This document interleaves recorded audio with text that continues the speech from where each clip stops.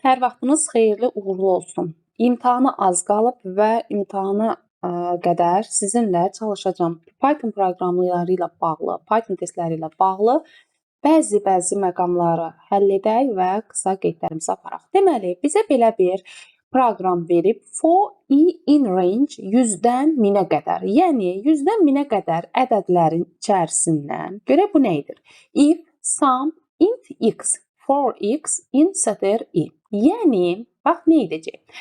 Əvvəlcə I, məsələn, ilkin olaraq I 100-ü götürür. Götürəndən sonra sətir I həmin bu 100 ədədini sətir tipinə çevirir. Sətir tipinə çevirdikdən sonra həmin o ədədin rəqəmlərini cəmləməyə başlayır. Yəni 1-in üstünə 0, onun üzərinə 0 gəlir, edir 1.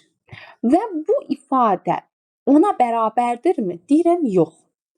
Növbəti etapda 101-i, 102-ni bu proses ora qədər davam edir ki, hər dəfə ədədin rəqəmləri içərisindən ilk rast gəlinən, çünki break ilk rast gəlinəni görəcək, çap olunan sonra ilk rast gəlinəndən vəssalam.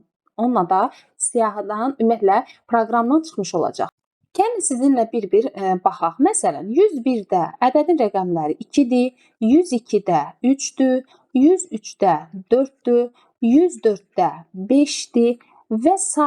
Yalnız 108-də 9-dur və 109-da ədədin rəqəmlərinin cəmi 10-dur. Deməli, proqram bizə ədədin rəqəmlərinin cəmi 10 olan ilk ədədi tapır, çap edir və onunla da işini bitirir. Deməli, bizdə print çap edəcək 109-u.